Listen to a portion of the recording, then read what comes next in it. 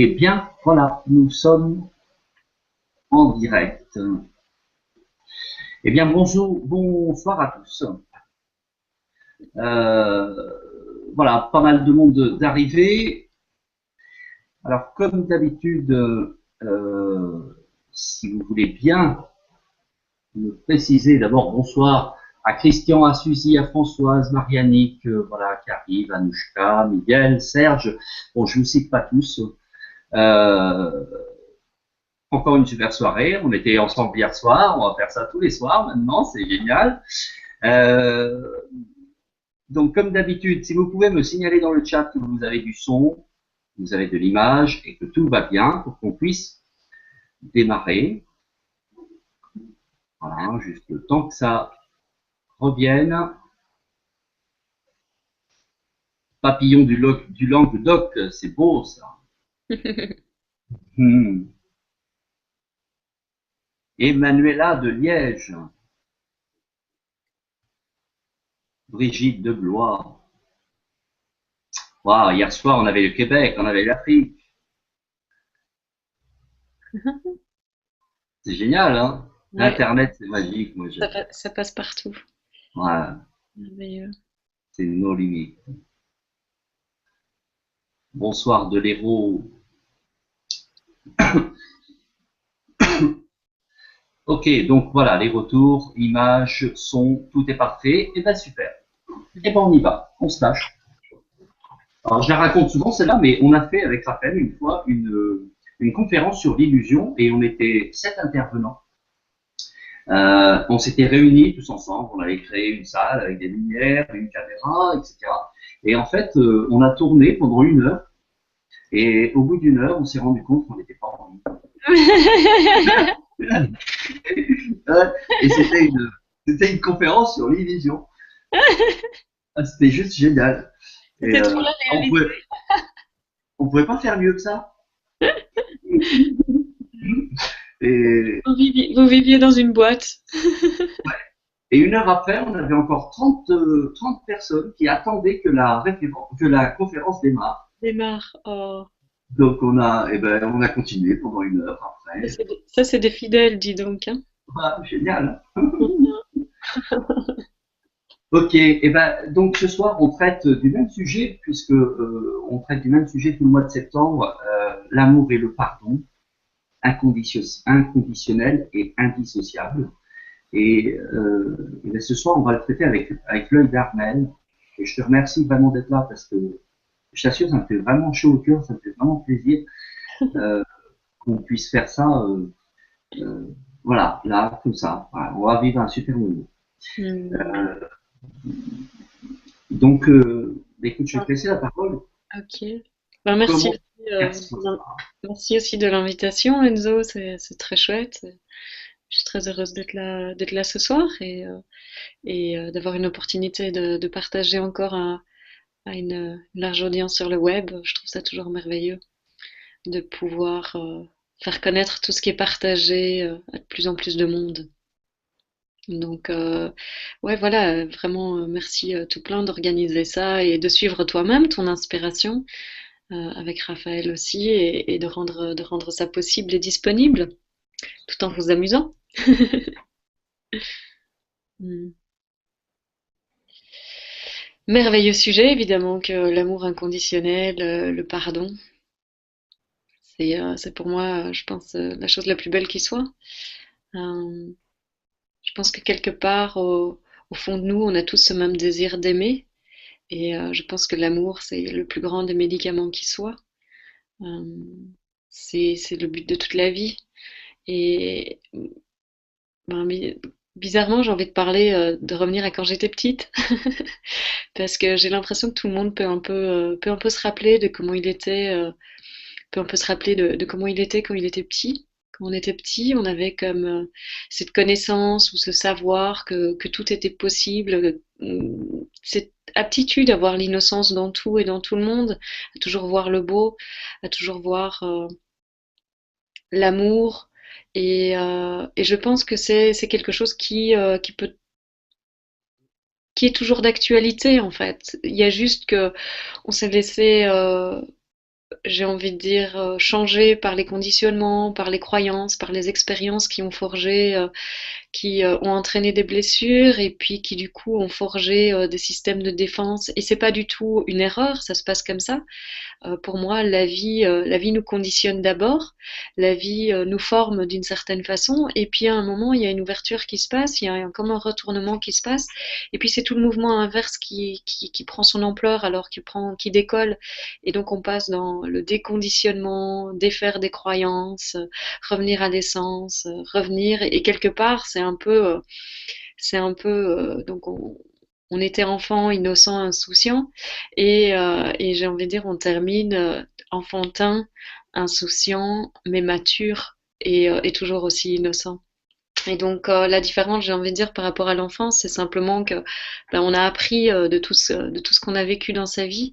On a eu aussi bien souvent, au travers de ce chemin spirituel, l'opportunité d'explorer notre expérience directe et d'entrer de plus en plus en contact avec ce que nous sommes véritablement, avec la présence que nous sommes, la conscience que nous sommes, le je suis pour ceux qui l'appellent comme ça, qui est tout simplement, et qui est ce que nous sommes au-delà de la forme individuée et individuelle de notre corps physique. Euh, pour moi, l'amour, c'est ça. L'amour, c'est nous reconnaître dans notre véritable nature, et de cette reconnaissance, euh, tout en découle en fait. Et donc, si on parle de pardon, j'ai envie de parler de pardon véritable également, parce que pour moi, j'ai envie de faire la distinction en fait entre le pardon qu'on a appris bien souvent à l'église ou dans nos familles, basé sur la chrétienté peut-être ou simplement une religion, qui est bien souvent, c'est tu as fait quelque chose de mal, euh, voilà, moi j'ai la conscience que j'ai, donc je veux te pardonner. Et en fait, je pense qu'à partir du moment où quelque chose est, une action est reconnue comme étant mal ou étant un problème, mais c'est inscrit comme ça et donc c'est impossible de l'annuler. Le pardon véritable pour moi, c'est reconnaître notre véritable nature, c'est reconnaître la réalité de l'existence qui est que personne n'est acteur de ses actions. Il n'y a pas d'agissant central, d'agissant principal au cœur de l'action et que dans cette reconnaissance, on peut voir qu'il n'y a qu'innocence. Ça ne veut pas dire qu'il n'y a pas des actes qui peuvent euh, blesser les uns et les autres. Ça veut dire qu'il n'y a aucune motivation personnelle derrière, même quand ça semble l'être, et que simplement on reconnaît la nature de l'expérience qui est, il n'y a pas de contrôle sur l'expérience et personne n'est acteur des actions. Il y a la vie qui se vit, la conscience qui se manifeste dans l'expression unique qui est celle-ci, et cette reconnaissance, pour moi, c'est le pardon véritable. Et donc, quelles que soient les questions qui sont posées ou les sujets qu'on pourrait ou voudrait explorer ce soir, moi, c'est vraiment cette perspective absolue que j'invite. C'est-à-dire, l'amour inconditionnel, pour moi, c'est aussi reconnaître l'autre dans sa véritable nature. C'est pas aimer, c'est pas une action, c'est une reconnaissance, c'est c'est ce que nous sommes. Donc, on ne peut pas, euh, quelque part, euh, j'ai envie de dire, faire ce que nous sommes. C'est pas une action. C'est avant tout, on se reconnaît dans notre véritable nature et de cette reconnaissance découle euh, un amour humain spontané, un don spontané, une compassion spontanée, parce que la nature de l'existence est reconnue comme étant interconnectée, comme étant une, et dans cette reconnaissance, ben, l'amour est inévitable en fait. Et j'ai envie de dire que l'amour, c'est quoi? C'est l'absence de la non-acceptation, c'est l'absence de toute résistance à la vie telle qu'elle se présente. Et dans cette ouverture à ça, alors ben, l'amour dans l'expérience, lui aussi coule. Et donc ce qu'on vit, c'est la fluidité dans notre vie au quotidien. Je veux dire que dans la reconnaissance de soi, euh, c'est ça l'amour inconditionnel. Hein. Mhm. Dans la reconnaissance de soi, on reconnaît l'autre, que finalement l'autre n'est pas responsable de ce que toi tu peux ressentir comme le fait qu'il t'ait fait du mal. Euh,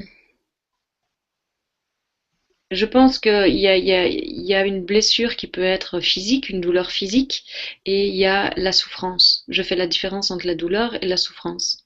C'est-à-dire que la souffrance, c'est toutes les histoires qu'on va se raconter par rapport aux événements, et toutes les projections qu'on va mettre sur l'autre, toutes les interprétations qu'on va faire de qu'est-ce que ça veut dire de moi, et toutes les croyances qui vont en découler, les nouveaux mécanismes de fonctionnement qu'on va mettre en place en fait. Coucou Guy, je vois Guy de Carcassonne, je reconnais qui c'est, je fais un petit coucou. Euh, et ça, en fait, pour moi, c'est différent de la douleur. C'est-à-dire, si quelqu'un t'enfonce un coup de couteau dans la main, ça va faire mal. Mais toute l'histoire qui va tourner autour, ça veut dire ça de moi, c'est parce que il est comme ça n'aurait pas dû se passer. Tout ça, c'est ce qui va engendrer la souffrance, en fait. Et c'est tout ce que le mental va ajouter qui va faire qu'il y a une histoire qui va se créer et tout un nouveau conditionnement qui va se passer. Pour moi, l'amour inconditionnel ou le pardon ultime, ce serait de reconnaître que bien que ça fasse mal, l'autre n'est pas l'acteur de ses actions. C'est-à-dire que si tu observes la nature de l'expérience, la nature de la réalité telle qu'elle est, tu vas voir que c'est pas toi qui fais ta respiration. C'est pas toi qui fais couler le sang dans tes veines. C'est pas toi qui fais que les yeux clignent. C'est pas toi qui fais que la peau est d'une certaine façon, que ça respire. C'est pas toi qui fait que le mouvement qui se passe là pour l'instant est tel qu'il est. Ça se passe. Et la vie, c'est ça en fait. La nature de la réalité, c'est que la vie, c'est quelque chose qui se passe, qui est un mouvement spontané dans la conscience que nous sommes. Se reconnaître dans ce que nous sommes, c'est vraiment prendre un instant et juste être ici, s'asseoir et être là, juste là. Quand on se pose profondément sur sa chaise, quand on s'assied tout simplement, on sent son derrière sur l'assise, on sent le dos sur le dossier de la chaise. Et on respire une fois et on est juste là. Dans cet instant, on peut sentir qu'il y a quelque chose d'autre que qui on pense être, cet individu, ce corps, qui est présent. Ça, c'est la présence. Si on reste, on va sentir que ça, c'est profondément détendu déjà. On n'a pas à faire la détendre, on n'a pas à essayer de se relaxer. Ce que nous sommes, c'est déjà la détente, c'est déjà le repos naturel. Quand on reste ici, ce qu'on voit, c'est que bien qu'on soit dans ce repos, la vie continue de se passer. Et on est comme l'arrière-plan de la vie. Ça, c'est la présence. Et on voit que tout ce qui se passe, c'est une émergence dans cette conscience, dans cette présence que nous sommes. C'est une émergence unique. Il y a une, une image qui émerge. Et de cette reconnaissance, en fait, en découle de plus en plus on explore, la compréhension d'abord intellectuelle et puis de plus en plus profonde de la nature de la réalité, de la nature de l'existence. Et de cette compréhension, en fait, en découle d'office l'amour, en découle d'office le pardon, parce qu'il n'y a rien qui reste à l'intérieur de nous. Il est compris, il est su, il est vécu. Je ne suis pas celui qui est au cœur de l'action. La vie me vit. Dès qu'on croit qu'on est celui qui est au contrôle de l'action, on va souffrir. On va souffrir parce que d'abord, il va y avoir plusieurs choses. On va d'abord croire que pour que je sois heureux, il faut que la vie aille dans une certaine direction. On va croire que mon bonheur, ma complétude ou l'amour se trouve dans la forme des choses, dans l'expérience, dans les relations, dans les résultats spécifiques. Or, c'est pas le cas du tout. Le seul amour qu'on va jamais trouver, la seule complétude qu'on ne puisse jamais trouver, ou la paix consistante qu'on ne puisse jamais trouver, c'est revenir ici et s'installer ici. Ici, tout est. Et de cette installation de plus en plus profonde dans ce sentiment d'être, d'exister, en découle toute la vie et tout notre rapport à la vie. C'est-à-dire que toute notre attitude par rapport aux événements va se modifier de cette perspective, de cette reconnaissance de notre véritable nature. Donc à chaque instant, pour moi, la vie, quels que soient les événements, quelles que soient les circonstances, quelles que soient les relations, nous invite à revenir ici, nous invite à nous reconnaître dans cet amour que nous sommes, dans notre véritable nature, et à lâcher tous les conditionnements du passé, toutes les croyances qui nous ont conditionnés, qui nous ont définis et bâtis tels que nous sommes. Encore une fois, ça ne veut pas dire que ça a été une erreur, parce que je pense que la vie fait ce mouvement de nouveau. La vie d'abord nous conditionne pour un jour nous déconditionner. Mais c'est toujours la vie qui fait tout ça. Croire que je suis celui qui est au contrôle et que c'est moi qui fais la vie, c'est ça l'illusion et c'est ça la souffrance. Parce que du coup, je vais toujours vouloir diriger la barque. Je vais jamais lâcher et je vais croire que je suis le résultat de mes actions. Or, je suis ce que je suis avant que toute pensée n'émerge, avant que toute image n'apparaisse, avant que toute action ne naisse. Et là est la seule paix. Et pour moi, c'est ça l'amour. De cette reconnaissance de ça, en découle aussi l'amour humain, parce que on ne va pas juste rester ici, parce qu'on ne pourrait pas dire alors que l'expérience est complète. C'est-à-dire que si si la vie nous a donné une forme, un corps humain, ben c'est parce qu'il y a des choses à expérimenter, et je pense que les relations sont un merveilleux terrain d'expérimentation, justement, pour vivre cet amour, de voir simplement ces cœurs qui s'ouvrent, de voir ces visages qui se transforment, de voir, c'est magnifique, de voir simplement un coucher de soleil et de sentir, waouh, wow, c'est magnifique. De voir un enfant qui naît, de voir deux amoureux qui se baladent dans la rue, c'est de la beauté à chaque instant. Et tout ça, c'est le reflet de cette reconnaissance de l'amour que nous sommes. Et qui ne peut se vivre dans cet état absolu, parce que c'est ce que nous sommes. Il a besoin du relatif, il a besoin du monde, de la dualité, pour qu'on puisse en faire l'expérience.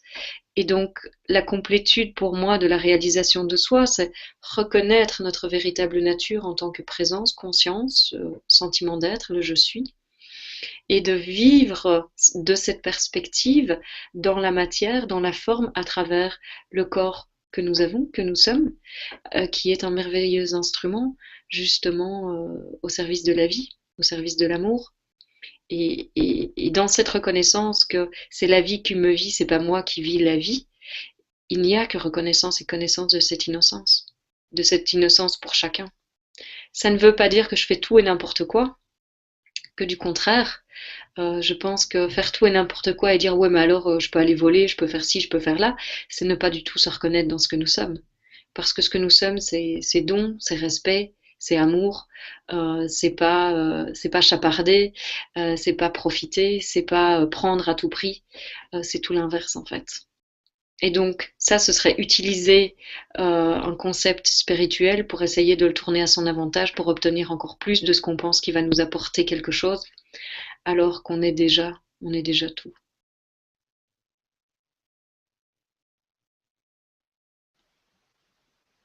Génial.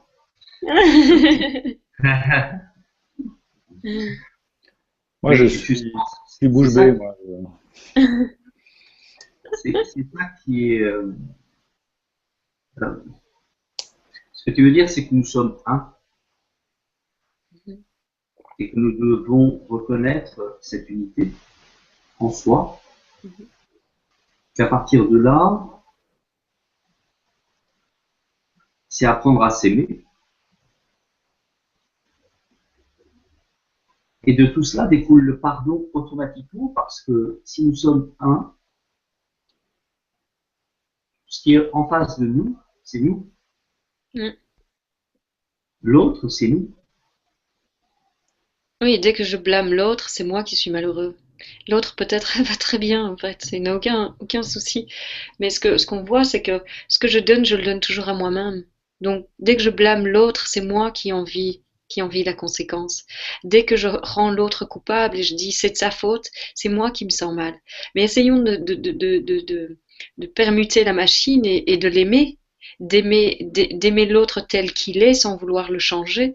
Et quel amour on vit alors?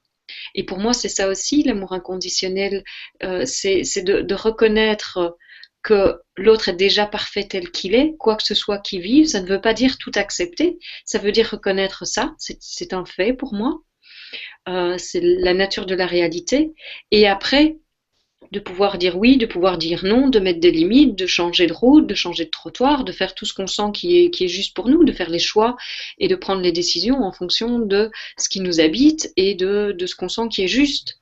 Mais reconnaître cette évidence, c'est-à-dire que dans cette unité que nous sommes, il ne peut pas y avoir d'erreur et que l'autre est la perfection parce qu'il est ce qu'il est, pas parce que, pas à cause de ce qu'il fait, mais parce qu'il est ce qu'il est. Ça change toute la dynamique de la relation, évidemment. Ou sinon, tout ce qu'on fait, c'est qu'on est en permanence à la recherche de la perfection chez l'autre, chez soi, et on est constamment en train de renforcer chez l'un et l'autre l'idée qu'on n'est pas parfait déjà tel que nous sommes. On n'est pas, on n'est pas ce qu'on est en fait, qu'on est un être humain séparé de notre source, qui est incomplet et qui doit s'améliorer pour retrouver cette complétude. Or, c'est pas le cas. On est aimable tel qu'on est, quelles que soient les expériences qu'on a vécues dans notre vie. Ça, pour moi, c'est ça aussi le pardon. C'est reconnaître que quoi que ce soit que tu aies fait dans ta vie, je t'aime. Parce que tu n'es pas le résultat de tes actions, tu es avant que tes actions naissent. Et l'amour que tu es, et l'amour que tu mérites, et la valeur que tu es, dépend de ça, du simple fait d'être. Les actions qu'on mène viennent de l'ignorance de notre véritable nature, ou sont inspirées de la reconnaissance de notre véritable nature. L'ignorance va amener de la violence, va amener du vol peut-être, va amener un manque, va amener vouloir toujours plus, va amener vouloir attaquer, va amener penser devoir se défendre, tandis que la reconnaissance de notre véritable nature va amener une confiance, va amener une envie de donner, un partage beaucoup plus naturel. Et ça ne veut pas dire ne jamais dire non, ne jamais mettre de limites non plus. Ça ne veut pas dire s'il y a quelque chose qui se passe et qu'on sent que c'est pas juste, ben on ne prend pas des actions par rapport à ça. Et là, je pense que c'est important aussi de voir ça que par rapport à ce que je dis. Quand je dis on est tous innocents quel que soit ce qu'on a fait, et le pardon ultime, c'est reconnaître qu'il n'y a personne qui est acteur de l'action. Ça ne veut pas dire ne rien faire. Ça ne veut pas dire rester passif et résigné et penser qu'on doit tout accepter. Parce que la façon dont la vie se vit, la façon dont l'expérience dans la dualité se vit, c'est sur base de faire des choix, poser des actes, prendre des décisions. C'est comme ça que la vie se vit dans la dualité, dans notre vie quotidienne. On choisit tout le temps. Et donc, quelque part, on pourrait dire que euh, pour moi, j'ai vraiment l'impression que euh, l'histoire est écrite, la vie se vit à chaque instant comme elle doit se vivre et on a une certitude qu'on ne peut faire aucune erreur. Et en même temps, le paradoxe, c'est qu'en même temps, à chaque instant, on fait un choix. Donc on est pleinement déposé, reposé dans une confiance profonde que tout va bien, tout est écrit, rien ne peut jamais être différent, et en même temps, à chaque instant, on est l'acteur de sa destinée, dans le sens qu'à chaque instant, on va poser un acte, on va faire un choix, on va prendre une décision, et on ne sera jamais au contrôle de la conséquence ou du résultat de ce qui va se passer. Et ça, c'est important, en fait, de vivre dans ce paradoxe et de pouvoir comprendre ce paradoxe, parce que ça va nous permettre une liberté intérieure vraiment profonde, une liberté d'être soi en tant qu'être humain, et une liberté aussi de pouvoir se déposer dans la conscience et dans la confiance que nous sommes cette unité, comme tu l'as nommé.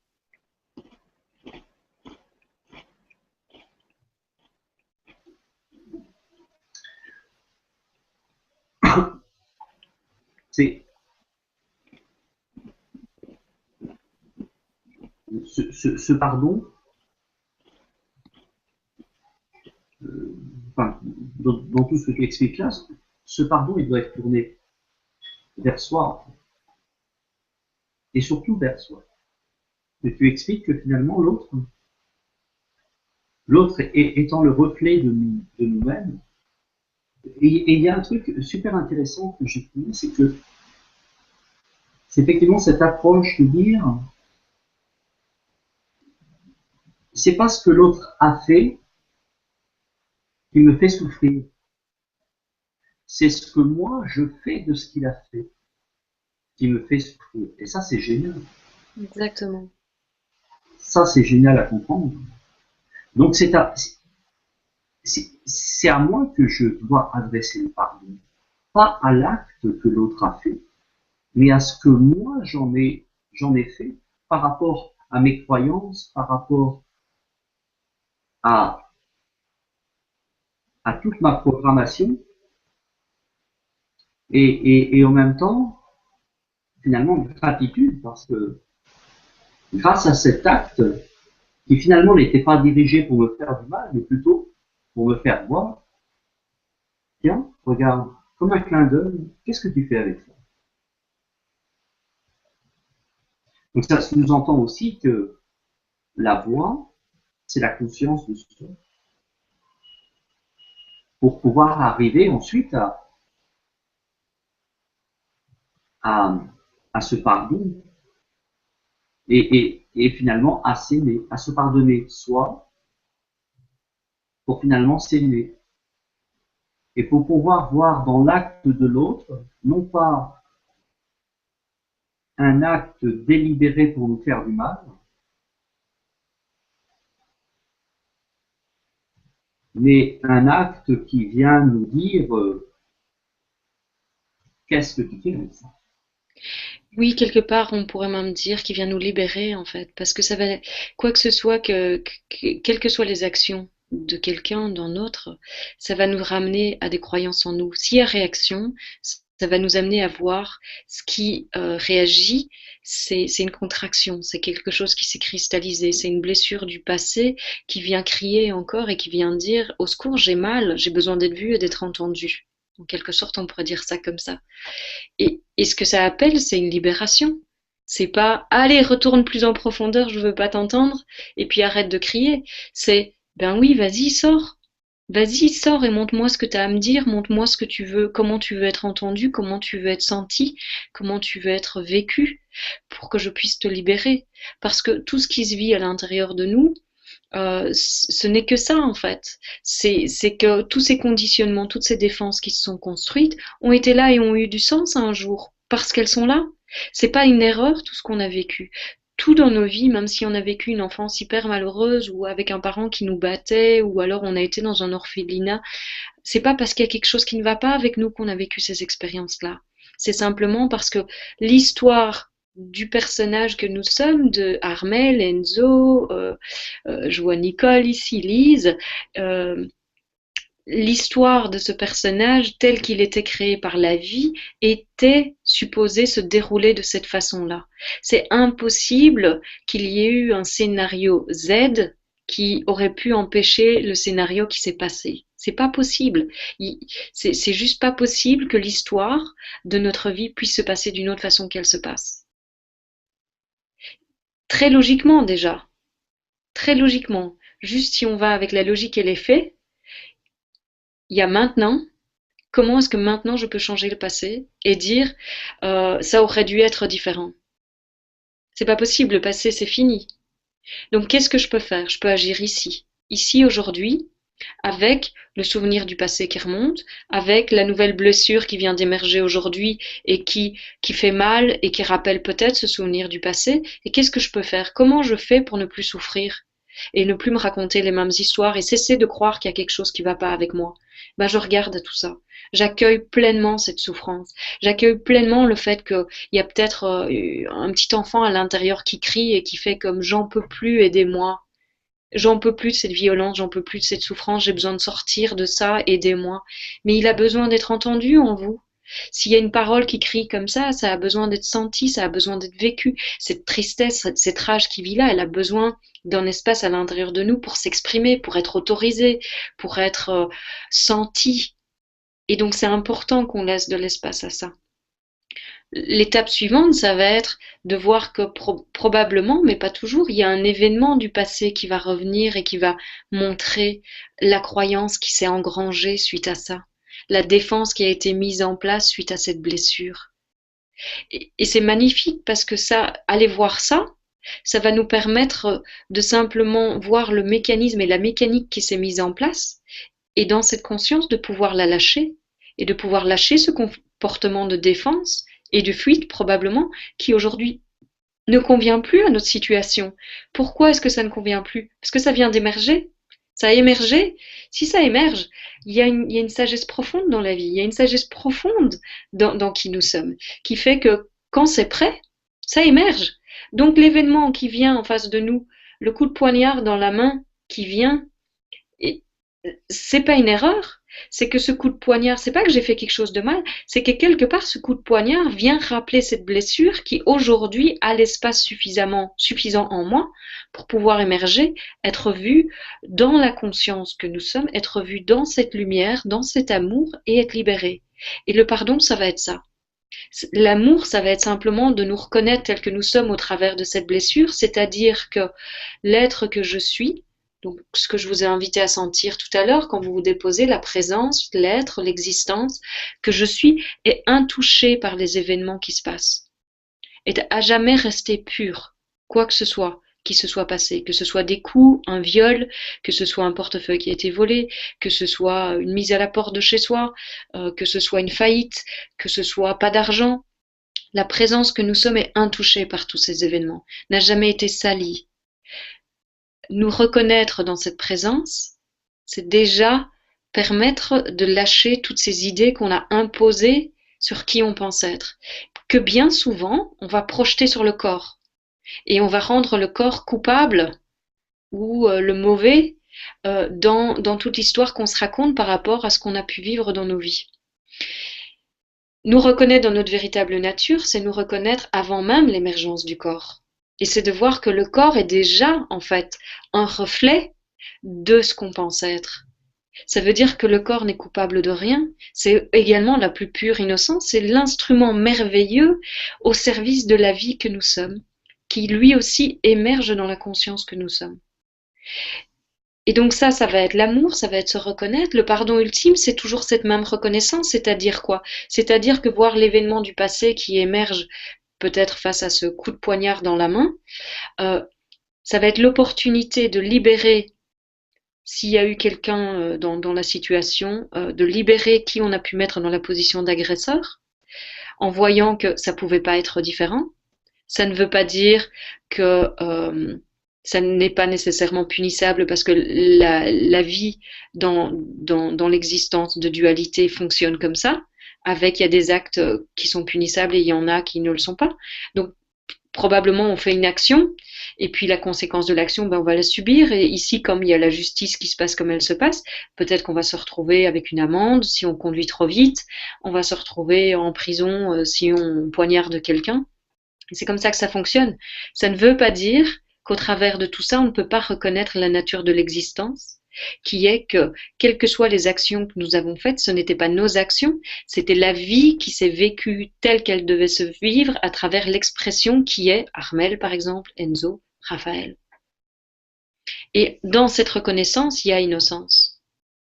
L'innocence n'a rien à voir avec l'action, tout comme la perfection n'a rien à voir avec le contenu de l'expérience. L'innocence ou la perfection, c'est reconnaître qui nous sommes.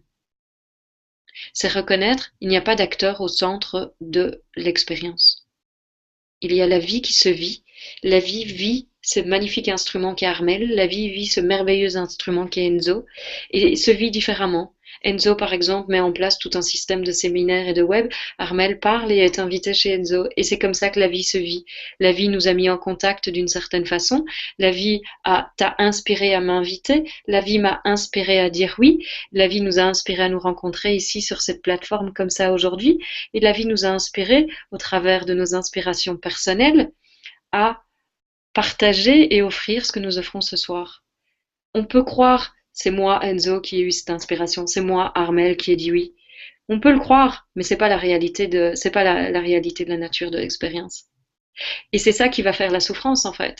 C'est que si je crois que c'est ça, je vais croire que je fais des erreurs, que je fais mal les choses, que j'ai dû faire quelque chose quand j'étais petit qui fait que, par exemple, je me suis retrouvée à l'orphelinat. Si seulement j'avais été vraiment bonne, ou si j'avais été bonne assez, ben mes parents ils m'auraient pas mis à l'orphelinat par exemple. Si seulement j'avais eu de la valeur, je me serais pas retrouvée abandonnée. Si seulement, si seulement, mais ça n'existe pas.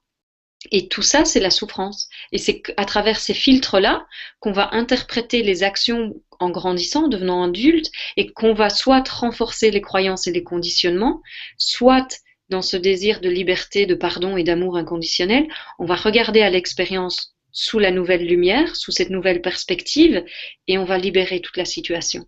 Et donc, qu'est-ce qui se passe? Aujourd'hui, situation aujourd'hui, je me fais poignarder, ça me ramène à un truc du passé. Qu'est-ce qui se passe? Je ne peux pas changer l'événement du passé, c'est fini. Je ne peux pas le changer. Ce que je peux faire, c'est libérer toute la rancœur, toute la haine de moi, de l'autre. Mais dès qu'il y a haine de l'autre, il y a haine de moi, parce que de nouveau, on n'est pas séparés. Donc, je vais vivre ce que j'envoie. Et je vais, en effet,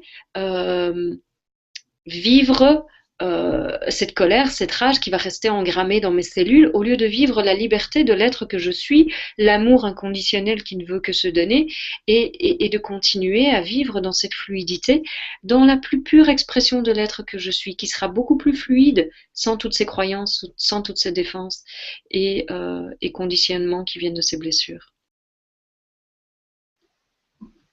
Je te laisse un peu d'espace, Enzo. Non, mais c'est bien, c'est bien. Je n'ai pas grand-chose à dire, mais là aussi, il y a un truc intéressant. Quand tu expliques que de libérer l'autre et de se libérer soi, c'est ça le pardon. Et alors, quand tu expliques que le souvenir, tu ne peux pas le changer, et quand il remonte, tu peux t'en libérer. Et de regarder tel qu'il est, en fait, parce que bien souvent, on va avoir tendance à vouloir le changer, ou il y a peut-être eu une idéalisation, il a voulu cacher certaines parties de l'expérience parce qu'elles étaient traumatisantes ou trop douloureuses. Et c'est pour ça aussi que je pense qu'il y a des cycles qui se passent dans la vie, c'est-à-dire qu'on va pouvoir aller voir des couches petit à petit de plus en plus profondes, peut-être de la même expérience, ou plus l'ouverture du cœur, l'ouverture à la lumière, à l'amour que nous sommes se fait, plus on va avoir accès à des couches profondes aussi.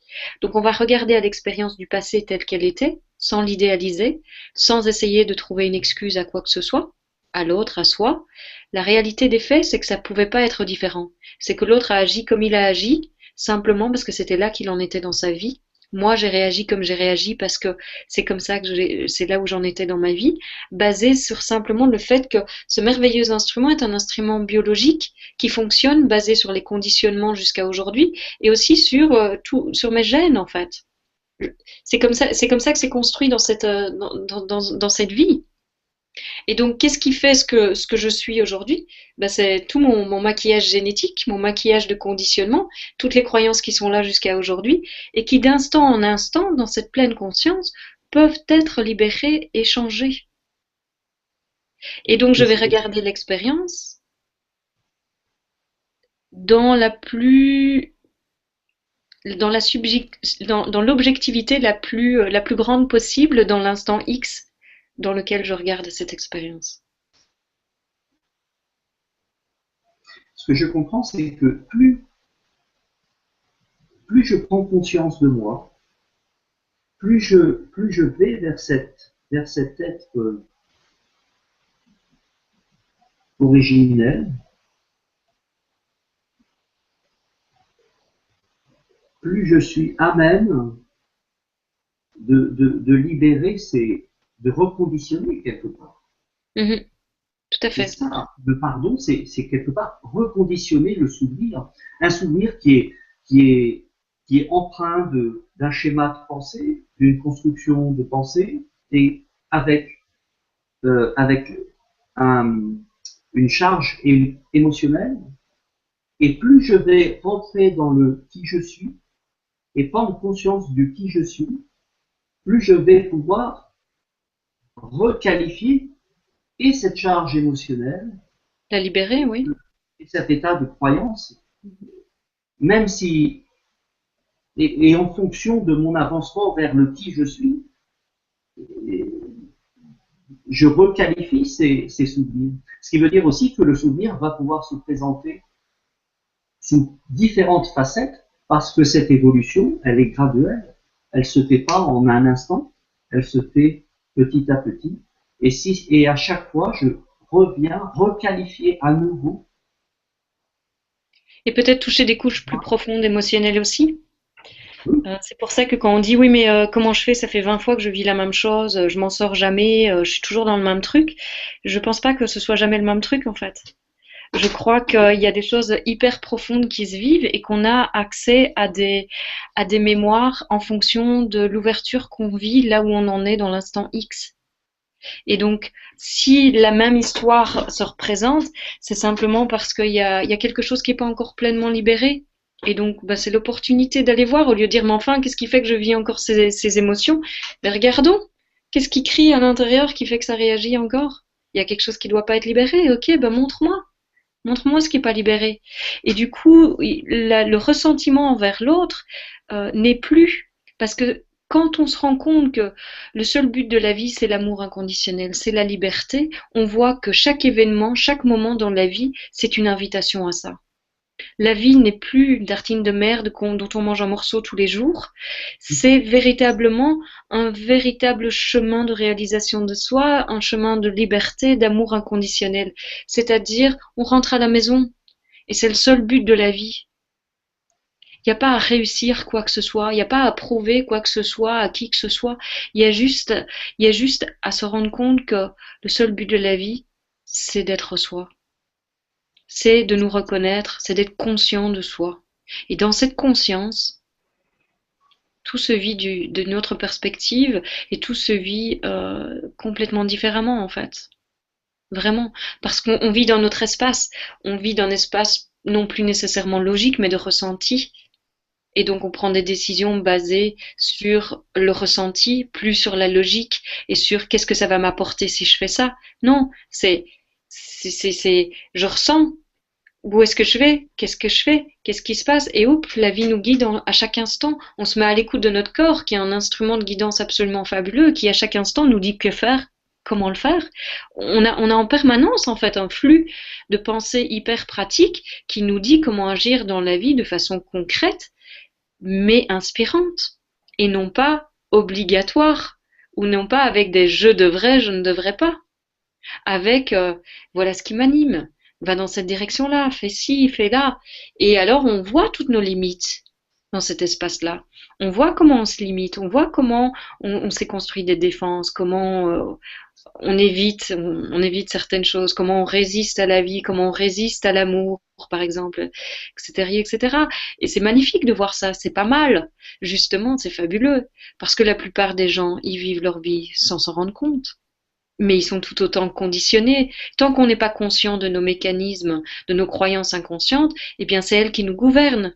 Donc vouloir venir dire oui, mais et la liberté d'être dans tout ça, et le libre arbitre. Le libre arbitre, quand on est conditionné par nos croyances inconscientes et tous les conditionnements, c'est pas libre de toute façon. On est quand même toujours un individu conditionné, pas, qui est vécu par rapport à nos conditionnements et par rapport à notre génétique, par rapport à l'instrument qui est là. Alors venir dire après que quand parfois je dis oui mais la vie est écrite et quelque part nous reposer dans cette certitude que tout est exactement comme ça doit être, qu'on ne peut pas faire d'erreur, c'est une grande liberté. On dit bah oui mais alors tout est écrit, ça veut dire que tout on n'a aucun libre arbitre. Non, c'est tout l'inverse. Ça veut dire simplement déposez-vous, tout va bien. La vie peut pas prendre un mauvais tournant. C'est impossible de prendre un mauvais chemin. Quoi que ce soit que vous choisissez, c'est exactement là que vous devez être. Et à chaque instant, faites exactement ce que vous sentez faire. C'est pur libre arbitre en fait. Parce que là, ce que vous faites de plus en plus, c'est que vous le vivez en conscience. Donc la liberté est bien plus grande que quand on croit qu'on est pleinement libre et qu'on peut faire tout ce qu'on veut. Bien sûr, je ne parle pas de cette liberté-là, je parle d'une liberté intérieure. Je parle d'une liberté qui est ce que nous sommes avant l'émergence de quoi que ce soit. Dans cette présence, dans nous reconnaître, dans ce qui est là. J'ai une question, Armel. Est-ce que le fait de vivre des épreuves dans la vie ne sont pas des invitations à être encore plus amoureux de nous-mêmes? Est-ce que la peur, c'est pas quelque chose comme un carburant qui nous permettrait de dépasser nos limites? En fait, oui, je pense d'office que ça peut être le cas. Ça ne l'est pas toujours. Je pense qu'il y a des gens qui vivent des événements traumatisants ou traumatiques dans la vie et qui restent coincés dedans. Mais c'est une opportunité comme tous les autres de toute façon. Ils ne doivent pas nécessairement être traumatisants. Chaque instant est une opportunité, en effet, de nous reconnaître dans notre vérité, dans notre véritable nature, et de nous aimer. Bien sûr, bien sûr. Maintenant, la peur comme moteur, il y a quelques années, je t'aurais dit oui, parce que je sentais vraiment que ça fonctionnait comme ça. Je me disais, ah tiens, j'ai peur de ça, j'y vais. Mais je pense qu'aujourd'hui, on en est vraiment beaucoup plus à la maîtrise par l'amour, par la douceur, par l'inspiration, et que c'est plus nécessaire de se pousser, de se bousculer, de devoir souffrir, que ça doit faire mal pour qu'on puisse grandir et évoluer, en fait. Mais je crois que c'est très ancré dans l'esprit humain, tout simplement par notre nature un peu judéo-chrétienne aussi, qui parle de sacrifice et qui dit qu'il faut souffrir pour être heureux. Moi, je me souviens, une des phrases les plus communes de ma maman quand j'étais petite, et puis qu'elle me brossait les cheveux, par exemple, ou qu'elle me faisait une tresse et qu'elle tirait un peu trop fort et que je faisais aïe, souffrir pour être belle. Ah, mais c'est pas possible, quoi. C'est vrai que moi aussi, on a beaucoup tiré sur mes cheveux, d'ailleurs, il m'en reste plus. Tu vois ça. D'ailleurs, toi, t'as coupé court au problème, toi. J'ai coupé court au problème, effectivement, mais ça m'a fait très peur pendant très longtemps. Et donc, je pense vraiment qu'on en a une ère aujourd'hui où la maîtrise par la peur, c'est plus nécessaire. Mais je pense que ça se vit encore. Regarde tous les sports extrêmes, par exemple. On sent qu'il y a quelque chose qui nous attire et en même temps, on a envie d'aller vers nos peurs parce que je pense qu'on est conscient qu'il y a une libération aussi qui se vit dedans. Mais en même temps, je pense que c'est pas non plus nécessaire toujours de devoir se pousser. Moi, je me souviens, il y a un moment, il y a des années, je voyageais beaucoup en sac à dos et je faisais de l'autostop énormément au Québec. Et puis, pendant tout un temps, c'était super juste et je sentais que c'était très initiatique. Et en fait, il y avait pas de peur. C'était très rare quand il y avait de la peur et je savais que là où je me trouvais à l'intérieur de mon cœur, ça allait être reflété dans les gens que j'allais rencontrer et dans ceux qui allaient me prendre en stop. Et puis, en effet, ça s'est passé comme ça pendant super longtemps. Et puis un jour, j'ai fait, je pense que c'était 1200 kilomètres en stop. Et cette fois-là, je me suis dit, c'est la dernière. C'est la dernière parce que j'ai senti il y avait comme quelque chose qui essayait d'être prouvé au travers de ça et c'était juste plus juste en fait.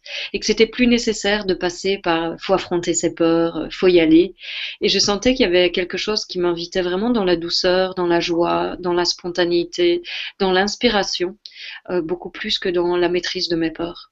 Et ces peurs, de toute façon, ont été rencontrées d'une autre façon, ont été rencontrées dans l'amour, n'ont pas été rencontrées dans faut y aller, dans le guerrier. Moi, je raisonne pas du tout et plus du tout vraiment avec le guerrier de lumière. Je peux pas concevoir ça, en fait. Je pense véritablement que l'amour est la réponse à tout. La douceur est la réponse à tout. Nous connecter à notre être et revenir dans cette présence, c'est la douceur et c'est l'amour. Et il y a quelque chose de beaucoup plus profond et beaucoup plus efficace encore qui passe et qui se passe là que dans constamment aller affronter ses peurs, affronter ses peurs, affronter ses peurs. Ça ne veut pas dire que la vie ne nous invite pas à sortir de notre zone de confort, mais sortir de notre zone de confort en sentant, ok, je sais que je dois aller là, puis en même temps, je sens que ça tremble parce que c'est l'inconnu, ou alors vraiment sentir de la peur et y aller coûte que coûte avec force et détermination, c'est différent. Il y a un mouvement où on sent que c'est de la douceur quand même, c'est juste aller va un peu plus loin, et il y a un autre où on sent que c'est de la force et c'est de la détermination, il faut que j'y aille, et là, moi je trouve que c'est juste pas juste du tout, il y a moyen de vivre ça dans une douceur bien plus profonde. En fait, tu fais intervenir presque ton intuition plutôt Carrément. qu'autre chose. C'est vraiment la réponse de l'âme à travers le corps. C'est lui qui Que va ça. te répondre exactement si c'est bon ou pas bon. Tout à fait, c'est que ça. Moi, je ne vis ma vie que comme ça, basée là-dessus. Ouais, dans tout, la façon de me nourrir, de m'habiller, de faire les choix dans la vie, de dire oui ou non aux invitations, comme je vous le disais tout à l'heure, de là où je vais vivre, quel comptable choisir. Je vois ça parce que je suis sur mon bureau, il y a toute ma comptabilité qui est là. Tout se vit dans cette intuition, tout se vit dans cet élan du cœur. Ouais, c'est ce que j'enseigne aussi, l'intuition et Mm. comment être connecté à soi en permanence, même si on n'est pas forcément présent spirituellement en face de certaines actions, on peut être très stressé ou très énervé. C'est le centre de tout et quand on revient à ce centre par la respiration et une petite méditation, on retrouve très vite ses marques et on sait effectivement ce qu'on va faire. On a forcément la réponse. Voilà, tout à fait, ça vient exactement. Le fait de s'arrêter, de se poser un instant. Moi, parfois, je l'appelle le bouton reset aussi. C'est excellent. Tu peux être dans un état, tu peux être en pleine réaction, puis tu cours dans tous les sens et tout, puis il y a quelque chose qui, qu'est-ce que je suis en train de faire là? Et puis tu t'assieds un instant, et rien que le fait d'être là, retour au moment, c'est comme un bouton reset. Et de cet espace de retour au silence, au calme, au repos qu'on est, alors il y a une nouvelle inspiration, l'intuition, une nouvelle idée qui va venir, et une autre façon d'être à l'autre aussi, et à soi-même bien sûr. Merci. Merci à toi, Raphaël. Eh bien, il est 21h21. Synchronicité. Je n'ai pas fait exprès. Je ne sais plus ce que ça veut dire 21-21, mais bon, C'est deux fois Dijon. c'est un clin d'œil, c'est très bien. Moi, je vous propose qu'on passe aux questions-réponses. Bien sûr, j'en ai vu plein, moi, des questions. Ouais, il y a plein de trucs qui passent et j'ai pas trop suivi parce que comme c'est passionnant, moi, je suis resté spectateur. Alors, ouais, il y a plein de. Alors, écoutez, je vous invite à démarrer les questions. Je vais essayer de récupérer déjà quelques questions qui ont été posées. Et puis, voilà, j'ai une question. Alors, est-ce que c'est une question? Normalement, oui. Armel, comment arriverais-tu à expliquer ce retour à soi nécessaire, cette reconnaissance de l'être, ce chemin de pardon qui semble d'abord devoir être fait au monde pour ensuite pouvoir, alors attends, je reprends ça. Comment arriverais-tu à expliquer ce retour à soi nécessaire, cette reconnaissance de l'être, ce chemin de pardon qui semble d'abord devoir être fait au monde pour ensuite pouvoir voir l'innocence de tout, y compris des bourreaux dont certains n'arrivent pas à se défaire? Une astuce. Wow. Ça en fait une autre question. C'est un programme. C'est un programme, effectivement. Ouais. Que je l'ai ici, super, comme ça je peux la relire. Je pense qu'il y a plusieurs questions. Donc,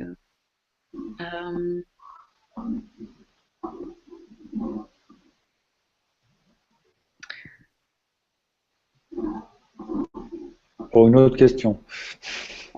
non, c'est bon, c'est très bien. Je pense de toute façon que la reconnaissance de l'être que nous sommes, le retour à soi, est indispensable. Je pense aussi que c'est inévitable. Je pense qu'on est tous appelés à ça à un moment ou à un autre. Ça ne veut pas dire que nécessairement l'entièreté, les 7 billions de personnes sur cette terre vont vivre ça là, vont vivre ça. Mais je pense que c'est quelque chose d'inévitable et que la vie nous appelle à nous reconnaître en elle à chaque instant. Ça, c'est pour moi la base de l'existence. C'est pas que ça doit être comme ça pour euh, pour pardonner au monde, c'est que l'essence même de la vie, c'est que nous sommes la conscience, c'est que nous sommes la vie elle-même. Et donc nous reconnaître dans cette conscience, dans cette vie, c'est la chose prioritaire pour vivre la fin de la souffrance. La reconnexion à notre véritable nature, voir que nous ne sommes pas celui qui est au cœur de l'action, mais que la vie nous vit, c'est la fin de la souffrance. Et c'est ça l'innocence. L'innocence, c'est voir que c'est la vie qui nous vit. C'est pas moi qui vis la vie, c'est la vie qui me vit. Cette différence, ce retournement de perspective change toute notre dynamique dans la vie parce que du coup, des émotions comme le blâme et la culpabilité ou même la fierté ne sont plus vécues. La culpabilité ne peut être là que si je pense que je suis celui qui fait mes actions, que c'est moi qui choisis d'être comme ça plutôt que d'être comme ça. Tous les choix que je fais, je sais que c'est la vie qui choisit à travers moi et que ça fait partie de ce qu'Armelle doit vivre à l'instant X basé sur qui elle est dans cet instant. C'est-à-dire que si je choisis par exemple de dire oui à ce séminaire, eh bien c'est basé sur qui je suis au moment où je dis oui. Est-ce que je suis toujours la même personne au moment où je passe à l'antenne? Probablement pas. Mais mais je suis celle qui est là au moment où je passe à l'antenne. Est-ce que je dois regretter celle qui a dit oui au moment où elle a dit oui? Ben non, pas du tout. Je suis qui je suis là dans cet instant et ça ne peut pas être autrement. Et donc, ce qui peut-être avait fait l'inspiration d'Enzo au moment de l'invitation, peut-être n'est plus exactement la même chose que ce qui est partagé aujourd'hui. Et pourtant, c'est hyper juste parce que c'est pas possible que je puisse être différente de ce que je suis aujourd'hui. J'essaie d'être le plus concrète possible pour pouvoir expliquer quelque chose qui n'est pas nécessairement toujours simple à comprendre.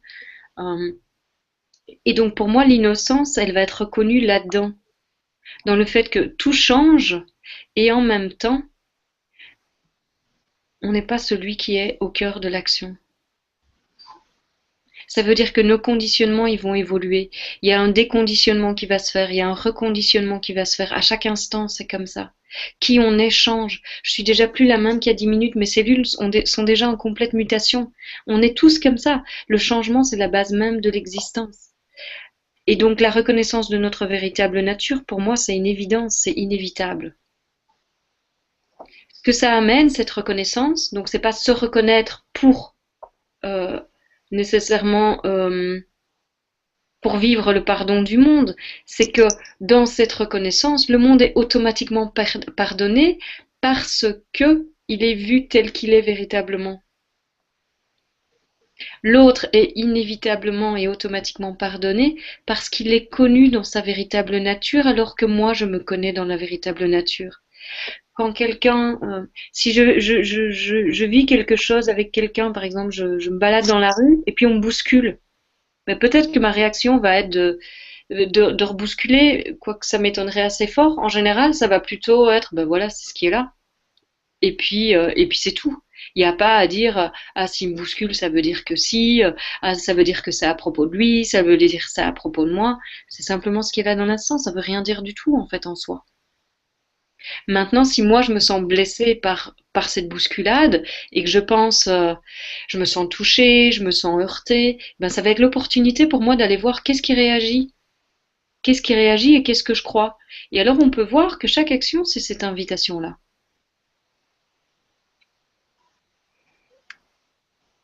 Moi, j'ai une question de Bruno que j'ai notée. Voilà. Bruno le fait sous forme d'affirmation et après il pose une question. Il dit pardonner, c'est le plus grand acte d'amour envers soi-même. Donc, c'est donner une part de soi aux autres. Alors, sa question, c'est dans quel mental peut-on être pour accomplir de tels actes? On peut pas être dans le mental.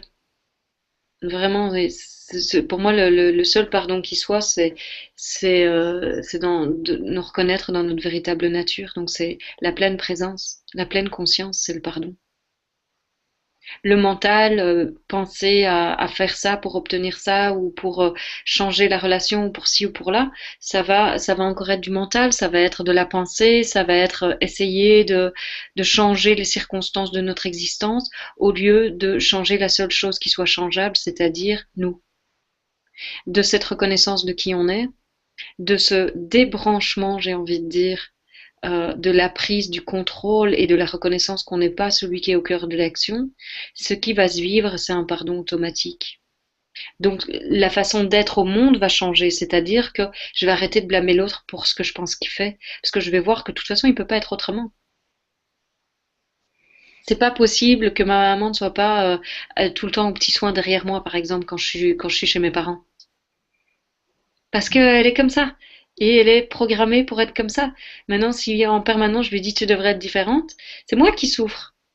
C'est moi qui souffre parce que je l'accepte pas telle qu'elle est.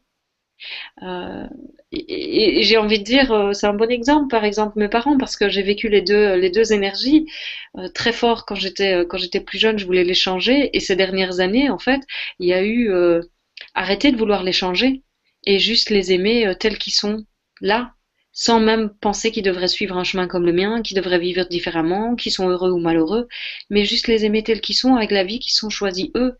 Et ça a changé toute ma relation à eux. Maintenant, c'est plein d'amour, c'est plein d'écoute, c'est plein de partage, c'est super beau en fait. Mais ça n'a pu se passer que quand moi j'ai arrêté d'essayer de les changer. Et que moi je me suis changée comme moi j'avais envie d'être, en fonction de moi ce que j'avais envie de vivre. Et quand moi je vis pleinement ce qui me botte, ce qui m'habite, ce qui me passionne, ben alors ça rayonne autour de moi et peut-être que les autres sont touchés et que du coup ça influence aussi leurs actions. Mais il n'y a plus de désir de les changer ou de changer qui que ce soit. C'est ce qu'on appelle la proactivité en face de la réactivité. Peut-être je connais pas trop. La réactivité, on t'envoie une mauvaise grâce ou un geste déplacé, tu réagis parce que tu es dans la colère ou tu te sens blessé, alors que la proaction, être proactif, permet de passer à côté de ces actes d'agression, puisque tu es pleinement présent à toi dans l'instant présent, tu ne joues plus ce rôle de réceptacle. Oui, oui, tout à fait, c'est ça. Mm. Merci. Oui, merci à toi aussi. Attendez, je vais juste brancher mon ordinateur. Je vois qu'il y a la batterie qui. Oui, Ça pourrait être chouette, hein? Ploup, le noir.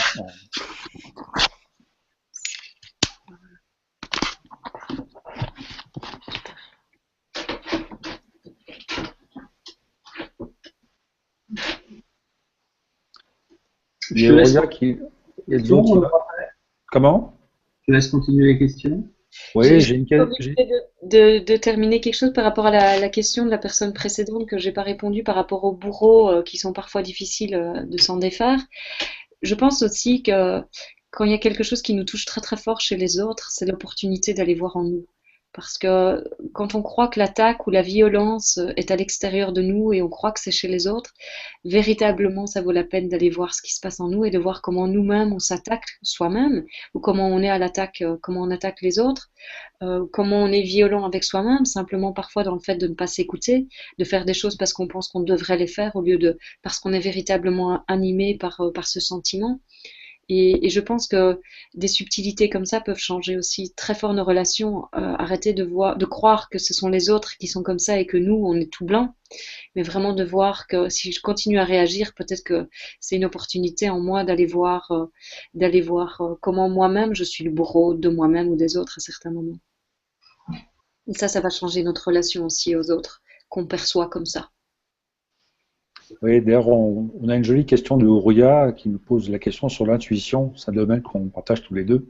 Il dit, vous avez de la chance, votre intuition vous guide vers le bon chemin. Moi, la mienne m'a toujours joué de mauvais tours, au point que je ne me fie plus à elle. Pouvez-vous m'éclairer, s'il vous plaît? Mais l'intuition, ça ne veut pas dire nécessairement que toujours l'expérience va être agréable. Parce que parfois, l'intuition va nous amener dans une direction, et si on imagine que ça va toujours être une expérience de plaisir, une expérience agréable, en effet, on risque d'arrêter de faire confiance, mais en tout cas, ça va toujours nous amener à la reconnaissance de soi. Ça, c'est certain. Maintenant, je pense que il faut faire la distinction entre intuition et peur, et que bien souvent, on croit qu'on suit son intuition, mais si on est bourré de croyances et de défenses, en fait, ce qu'on suit la plupart du temps, c'est ses peurs.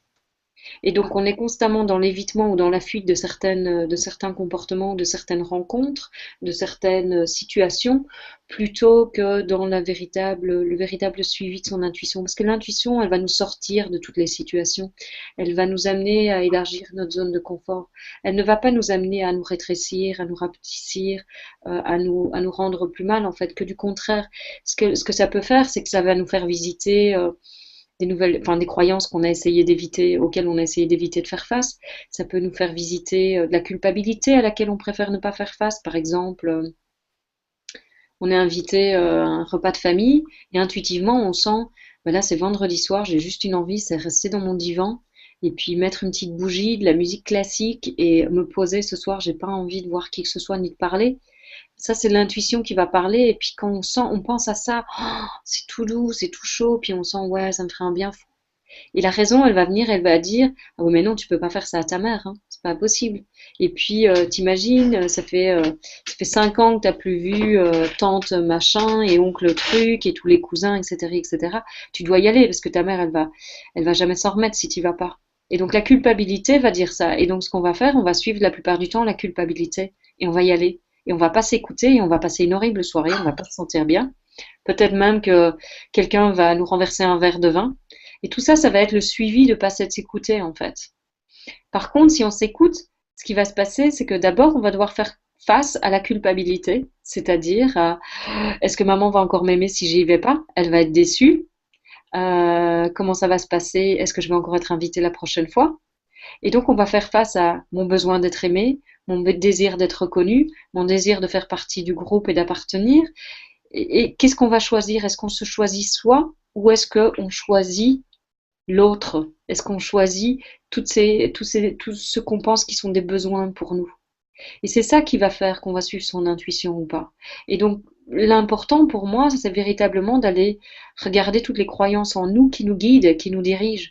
Tant qu'on garde ces croyances inconscientes et qu'on ne fait pas face à ces émotions qu'on évite en continuant à agir de la même façon, on va continuer à être dirigé par quelque chose, par le mental, par l'inconscient, et on va pas être libre de toute façon. On va avoir l'illusion de la liberté parce que peut-être on se dit ouais, je fais ce que je veux, mais en fait on est un prisonnier à l'intérieur de nos croyances, quoi.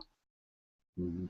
Et Ouais. donc l'intuition, plus on se met à l'écoute de son corps, qui est un instrument de sagesse incroyable et de guidance incroyable, plus on se met à l'écoute, plus on va sentir ce qui est juste. Ça veut dire, peut-être que je vais être emmenée dans un nouveau job et je me dis, mais j'adorerais faire ça. Et il y a quelque chose qui dit, mais je suis pas sûre qu'ils vont m'engager, en fait, j'ai pas toutes les compétences. Mais il y a quelque chose à l'intérieur qui pétille tellement, qui dit, mais qu'est-ce que j'adorerais faire ça? Et on peut se connecter sur, j'y arriverai pas parce que j'ai pas les compétences, ou on peut faire confiance à ce pétillement qui vibre en nous et qui dit, mais vas-y, qu'est-ce que tu t'en fous de toute façon? Vas-y, au moins pour la joie de ce pétillement qui se vit là. Et puis boum, soudainement décrocher le job alors qu'on était le dernier à imaginer qu'on allait pouvoir le décrocher. Et donc là, par exemple, qu'est-ce qu'on a fait? On a écouté son intuition, on est sorti de sa zone de confort, on a dû se confronter à la croyance qu'on n'y arriverait pas. Peut-être qu'on mérite pas un job aussi chouette, qu'on mérite pas de vivre de notre inspiration, qu'on doit souffrir pour gagner sa vie. Et on se confronte à tout ça. Et au final, qu'est-ce qu'on fait? On se dit, non, moi j'écoute cette intuition. Il y a un pétillement, il y a une joie qui se vit, il y a quelque chose qui me dit, si tu peux y arriver, vas-y, va au moins jusqu'à l'interview parce que au moins tu vas savoir. Et on fait confiance à ça. Et c'est au fur et à mesure de faire des pas comme ça et de suivre cette intuition qui va nous confronter inévitablement à des choses, qu'en fait on se libère de tout ça et qu'on en arrive à vivre véritablement dans ce flot de la vie en permanence, à suivre ça tout le temps. En fait, l'intuition n'est pas un chemin vers le rêve, c'est un chemin vers la réalité, ce qu'on doit vivre en fait. Exactement, ouais. Et je pense que c'est important aussi de voir que la nature de la vie, dans l'expérience de la dualité, se vit, elle est faite de plaisir et de douleur, c'est inévitable. L'être humain a tendance à toujours vouloir le plaisir et à essayer de rejeter la douleur, c'est inévitable aussi. Mais c'est inévitable que ça va toujours se passer comme ça, plaisir, douleur, plaisir, douleur, plaisir, douleur. Si on le sait, et si on comprend aussi que l'être humain va toujours être attiré vers le plaisir, on va voir que notre tendance naturelle, c'est d'aller vers ça, vers nos préférences, vers ce qui amène le plaisir. Mais on va aussi comprendre que quand la douleur émerge, c'est pas une erreur. C'est que la vie est faite de ça. Oui, Donc, même dans ces... c'est un peu comme le courant alternatif, ça monte et ça descend. Ça sera jamais plat. Non, non. Mais par contre, ça monte et ça descend, et il y a la possibilité dans la reconnaissance de notre véritable nature, c'est-à-dire dans la toile de fond, dans ce que nous sommes, qui est avant l'émergence même de l'expérience, de se déposer pleinement là-dedans, c'est-à-dire la reconnaissance de notre être, et de traverser ce ça monte et ça descend, ça monte et ça descend, ça monte et ça descend, dans une paix constante. Ça ne veut pas dire qu'on ne va plus vivre des expériences ça monte et ça descend, ça veut dire qu'elles vont toutes être OK. Ça veut dire que l'expérience devient la cerise sur le gâteau et ne vient pas m'enlever quelque chose parce que je suis déjà la complétude et la paix avant même que l'expérience émerge. Et du coup, il y a une fluidité beaucoup plus importante dans nos choix de vie, dans la façon dont la vie se vit, et il y a une joie beaucoup plus naturelle qui est présente. En fait, il n'y a pas de mauvaise expérience Non, ou de bonne expérience, il n'y a que des expériences. exactement, c'est tout à fait ça. Ouais. Merci Armel. Enzo, tu reprends la main? Voilà, je reprends le micro. Euh, on va revenir un peu aux questions. Euh, alors d'abord, c'est pas une question, mais ça fait du bien. Armel, tu es la petite voix qui remonte du fond de notre cœur. Merci, c'est de Sophie. Ouais, c'est Merci. exactement ça, c'est merveilleux de juste de dire un truc par rapport à ça. En effet, je ne suis pas séparée de qui que ce soit. Quelque part, c'est l'instrument de la conscience qui s'appelle à elle-même et qui utilise un personnage, par exemple celui-ci, Armel, pour rappeler chacun qui est présent ici ce soir ou qui suit parfois les vidéos à l'être que nous sommes.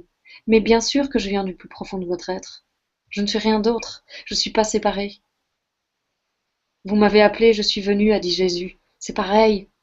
C'est exactement pareil. Si on peut comprendre ça, on va voir que Jésus n'a jamais été séparé de nous, que l'amour inconditionnel qu'il représente, le non-jugement qu'il représente, c'est en nous.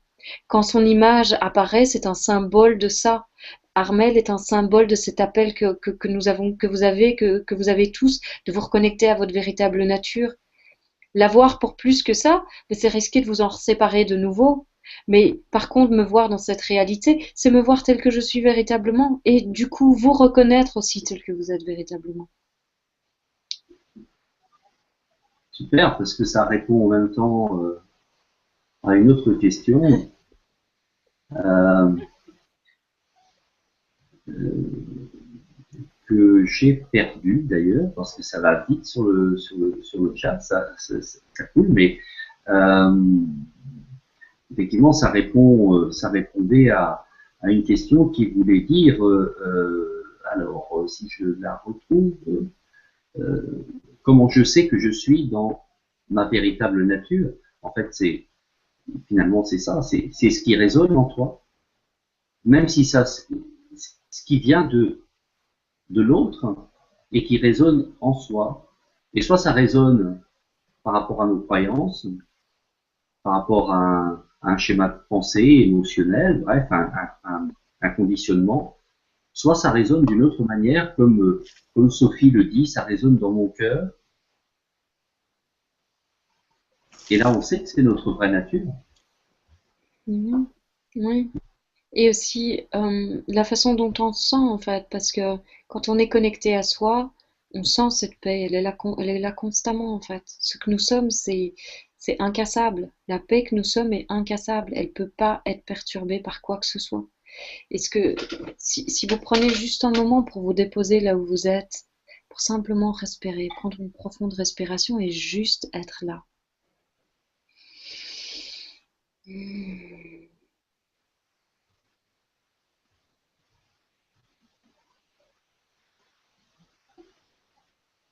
On peut sentir qu'il y a quelque chose qui est là au-delà de ce corps humain.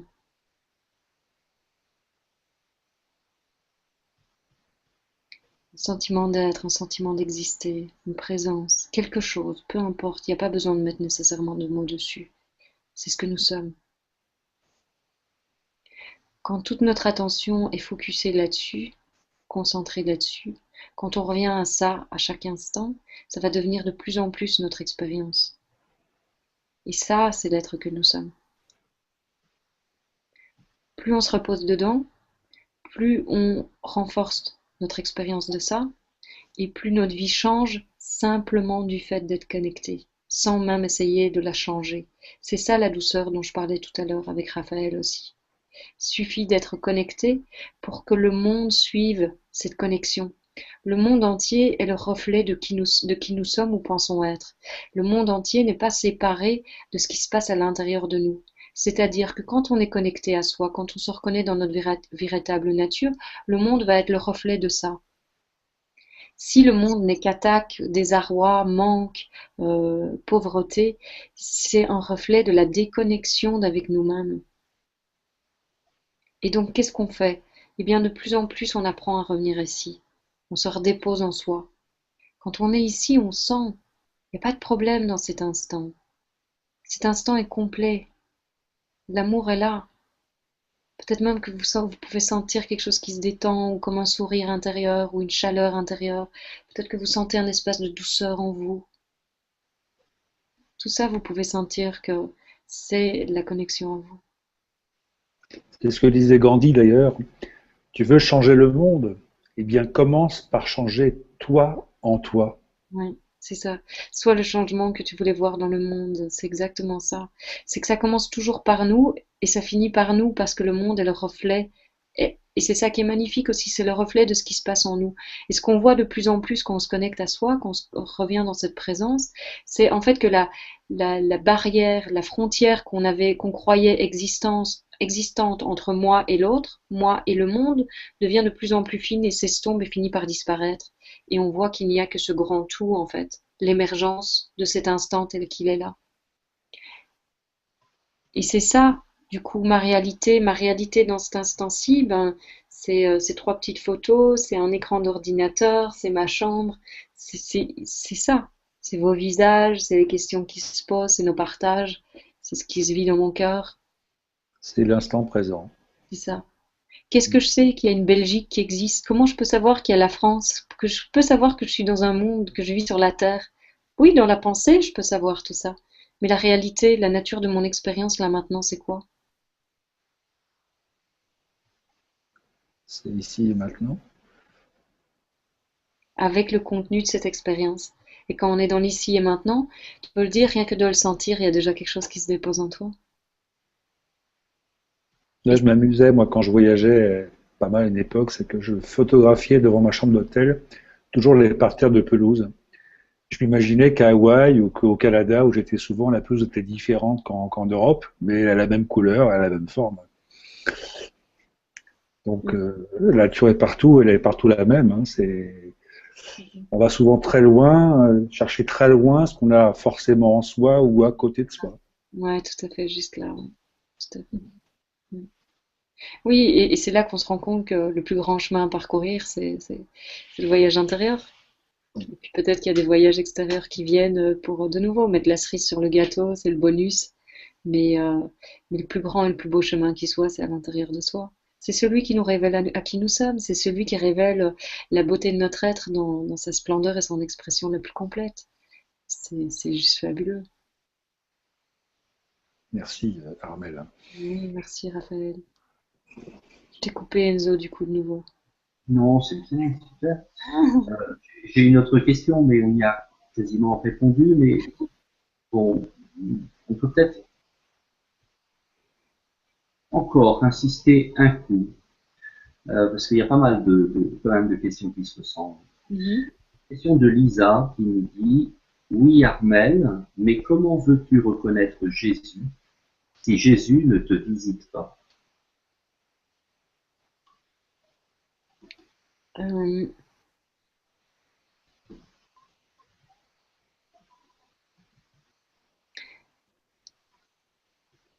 je pense qu'on a tous en nous l'énergie Jésus. Jésus pour moi c'est un symbole, c'est un nom, c'est une énergie qui appelle simplement la reconnaissance de notre être. Pour moi, il me parle, pour d'autres, il ne parle pas. C'est pas important. Si c'est quelque chose qui nous sépare et qui nous fait nous poser plein de questions, que ça résonne pas, on laisse tomber. C'est pas important. Jésus, c'est une énergie d'amour inconditionnel et de non-jugement. Pour moi, c'est ça qui m'a appelé très très fort chez lui. L'histoire même de l'homme, ben, c'est une merveilleuse métaphore à raconter pour pouvoir partager des expériences, pour pouvoir ramener et pointer vers quelque chose qui est au-delà de l'expérience. Tout comme tout ce que je vous dis, c'est pareil, c'est juste des pointeurs. Si vous croyez que ce que je dis c'est la vérité et que vous y croyez coûte que coûte, sans vous-même explorer votre propre expérience pour confirmer à l'intérieur de vous ce que je partage, ben, vous allez faire la même chose. Je vais juste être une icône, mais je ne dois pas être cru. Moi, tout ce que je fais, c'est pointer vers une expérience. Allez voir, allez vérifier par vous-même, en fait. Il n'y a pas besoin que Jésus vous visite pour que vous connaissiez l'amour que vous êtes. Vous êtes déjà cet amour. Explorez votre expérience et vous allez le découvrir parce que l'amour qu'on est ne demande qu'à se rappeler à lui-même. Ouvrez-vous à ça, lâchez les croyances qui vous bloquent et qui vous gouvernent, et vous allez voir que tout ce qui reste, c'est déjà l'amour que vous êtes.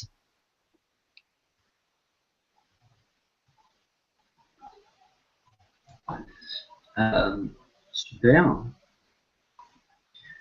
Euh, ou alors inviter Jésus. Je crois que c'était Lisa. Invite Jésus chez toi. Oui, bien sûr, aussi. Tu verras. Je crois qu'il Invite-le va. à prendre le contenu, c'est ça. Invite-le à prendre les rênes de ta vie. Tu vas voir comment ça va changer. Ah oui, oui. Bon, ça risque d'être un peu chaud au début, mais euh, Ouais, ouais, ça va changer. Mais oui, parce que ça va changer. Qu'est-ce que ça fait inviter Jésus dans sa vie ou inviter l'amour inconditionnel dans sa vie? C'est faire un choix d'amour au lieu de peur. C'est dire je veux me reconnaître dans ma véritable nature, je veux vivre l'amour inconditionnel, je veux plus de la peur dans ma vie. C'est ça que ça veut dire. Ok, on utilise l'homme, on utilise sa représentation, on utilise l'énergie qu'il est, mais en gros, c'est vraiment ça. Je veux l'amour plus que toute autre chose, plus qu'avoir raison même.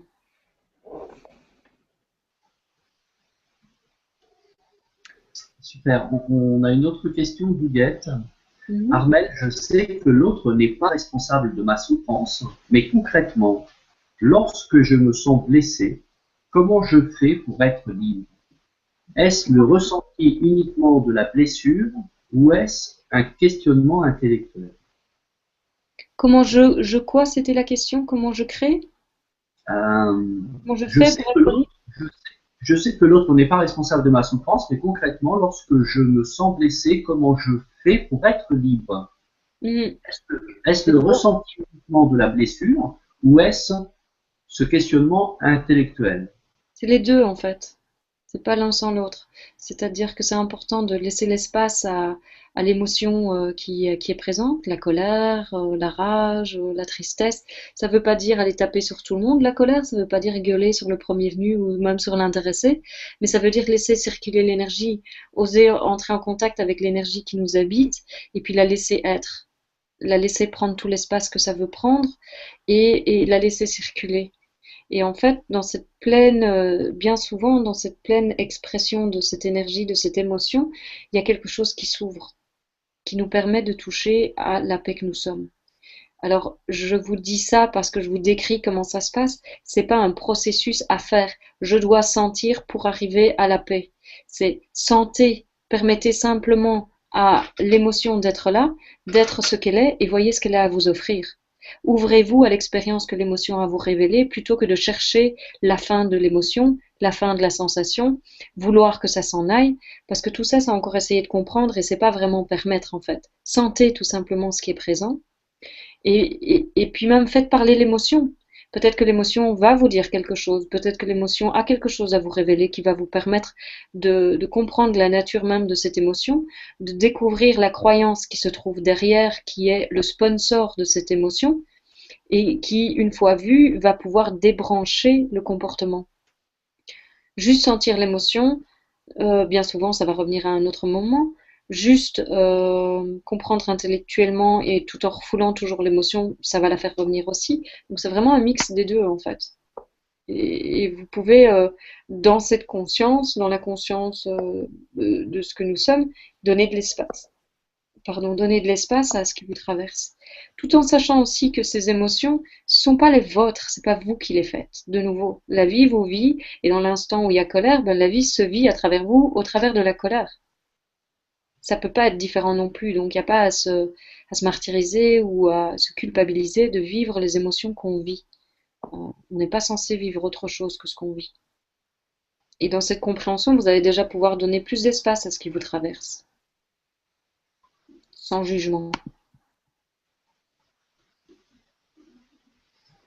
Super. Et 21h54, on avait dit qu'on allait jusqu'à 22h. On a 6 petites minutes. Ok.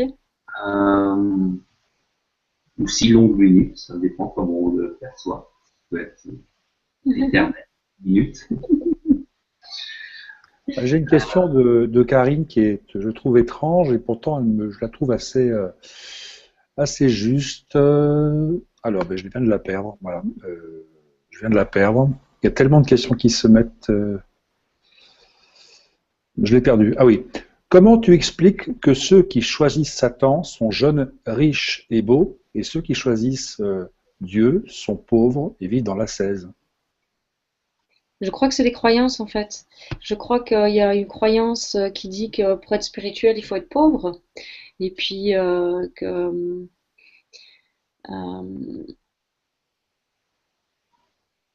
et puis moi je fais pas vraiment la distinction entre choisir Satan ou choisir Dieu. Ça me parle pas vraiment en fait ça.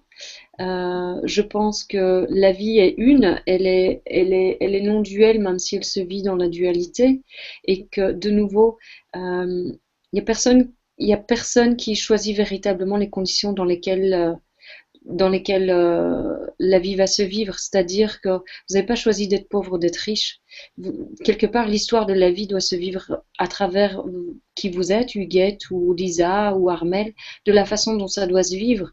Ça ne veut pas dire que vous êtes conditionné pour la vie, ça veut dire que c'est comme ça que ça se passe au moment où c'est, et ça veut dire que tout peut changer aussi.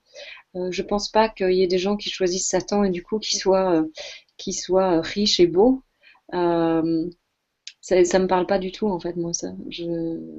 Oui, puis Parce en que fait, l'argent est peut-être considéré comme une énergie spirituelle au même titre que le vent, le soleil, et l'eau, la terre. tout est absolument pareil en fait. Tout émerge de la conscience et vouloir diaboliser l'argent, ben ça va certainement faire qu'on va pas en avoir dans sa vie, évidemment. D'autant plus si on est spirituel, parce que ça va venir en conflit intérieur. C'est-à-dire, si moi j'aime Dieu, comment est-ce que je peux inviter le diable dans ma vie? Donc, inévitablement, je vais me retrouver sans argent. Et il faut voir tout ça, il faut voir tous ces mécanismes. Je pense que la spiritualité, c'est 100% de la vie, et je pense pas que l'argent soit moins spirituel que prier. Je pense pas que l'argent soit moins spirituel que d'être pauvre. Je crois que la vie dans la dualité, dans notre monde, se vit sur base de certaines règles et vouloir les changer, vouloir les vivre autrement, ben c'est pour moi ne pas comprendre non plus comment fonctionne l'univers, comment fonctionne la nature de la réalité, qui est que quand on comprend ça, en fait, on voit qu'il n'y a pas à changer le monde, il y a juste à changer ses croyances par rapport à tout.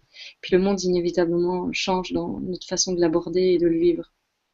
Et donc l'argent n'est pas diabolique, la beauté n'est pas diabolique non plus. Je ne crois pas que ce soit nécessaire de s'enfermer dans une cave et de manger que du pain à inglo, mais je crois que, en effet, nos conditionnements judéo-chrétiens et puis aussi les mystiques tels qu'ils ont été vécus pendant des siècles et des siècles vivaient comme ça.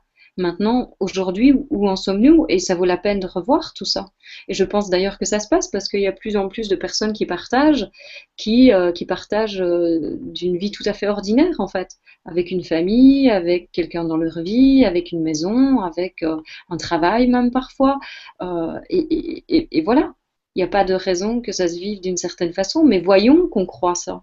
On croit que quelqu'un de spirituel devrait vivre comme ça, et du coup, si quelqu'un demande de l'argent pour un séminaire, on va dire, ah, il doit pas être spirituel, celui-là, ou il y a quelque chose qui ne va pas. Alors que ça fait partie de l'énergie de la vie comme tout le reste. Je pense qu'un individu accompli pleinement, reconnu dans sa véritable nature, qui est pleinement intégré, va vivre son quotidien sans plus aucun rejet de quelque expérience que ce soit la sexualité, que ce soit éventuellement avoir un enfant si ce désir est là, que ce soit un partenaire, un mariage, un engagement, que ce soit l'argent, que ce soit avoir une maison, avoir un bien, euh, n'importe quoi que ce soit qui se vive. Je pense qu'il n'y a aucun rejet de quoi que ce soit en fait dans cette expérience intégrée. Mais ça change tous les concepts spirituels qu'on peut avoir, évidemment. C'est impactant et ça, forcément, dès qu'on évolue, ça dérange. On peut être un pied dans le passé et un pied dans le futur. Mhm. Et ça peut être Absolument. inconfortable et pourtant ça fait partie du chemin. Mhm. Oui, tout à fait. C'est pas une erreur non plus. C'est là où on en est au moment où on vit ça, quoi. Accepter. Ouais. Oui, accepter et en même temps sentir que s'il y a quelque chose qui nous dit et en même temps il y a un autre chemin, c'est aussi faire le choix d'aller vers l'autre chemin. C'est ce qu'on Donc dit. c'est regarder nos croyances en fait, regarder ces croyances qui nous vivent, qui nous gouvernent et qui font que on reste confiné là-dedans. Parce que quelque part il y a quelque chose de confortable aussi. Tant que je n'ai pas d'argent et que je suis pauvre, je peux continuer à blâmer ceux qui ont de l'argent en fait. Et moi je suis l'innocente et eux sont les coupables. Moi, je suis la bonne personne spirituelle qui est connectée, et puis eux, ce sont vraiment des démons. Comme elle l'a dit, c'est Satan. Bon, ben regardons à ça alors, parce que la division est quand même assez forte, puis c'est assez violent quand même de mettre ça sur quelqu'un. Donc évidemment, cette personne probablement va pas être très en paix par rapport à ces énergies. Il y a une phrase que j'aime bien qui dit faut-il croire pour voir ou voir pour croire? Mhm. Et moi, je pense qu'on ne vit et on ne voit que ce qu'on croit. Donc on ne voit pas les choses telles qu'elles sont, on les voit et on les vit en fonction de nos croyances. Oui, la croyance crée la voyance. Voilà. Enfin, Ouais, tout le à fait fait. de voir les choses, et non pas l'inverse. Ouais. Puisqu'à l'inverse, ce n'est qu'un phénomène purement intellectuel lié à la volonté. Ouais. Merci Armel, merci beaucoup. Écoute, avec un immense plaisir, Raphaël. C'était très chouette de partager avec toi et d'avoir tes retours aussi. Et puis pareil aussi, Enzo, merci tout plein. C'était super chouette. Super. Il est 22 heures pile. Eh ben Donc, écoute, c'est merveilleux. On l'a voilà. fait. C'est génial. Moi, je vois juste comme ça, parce qu'en fait, j'ai observé d'où venait cette notion de Satan, et donc en fait, c'est Karine qui amène cette notion, et il y avait une discussion entre Lisa, je crois, hein, et Karine sur cet aspect-là. Bon, on va pas épiloguer beaucoup plus là-dessus, mais en tout cas pour Karine, parce que je crois que c'est lui qui a vraiment cette empreinte. Dieu et Satan, dis-toi que c'est exactement la même chose. C'est juste le sens que tu donnes à l'un ou à l'autre. Et j'ai eu notamment un mail de Karine qui me dit je préfère Satan parce que Satan répond à mes besoins alors que Dieu n'y répond pas. C'est ta croyance. C'est juste ta croyance. C'est juste ta croyance. Si tu considères que Dieu est tout, et que Dieu est partout, et que Dieu a tout créé, ça veut dire que tu es Dieu. Il n'est pas séparé de toi. Tu es Dieu. Il est toi. Et alors Satan, c'est quoi? C'est quelque chose d'autre?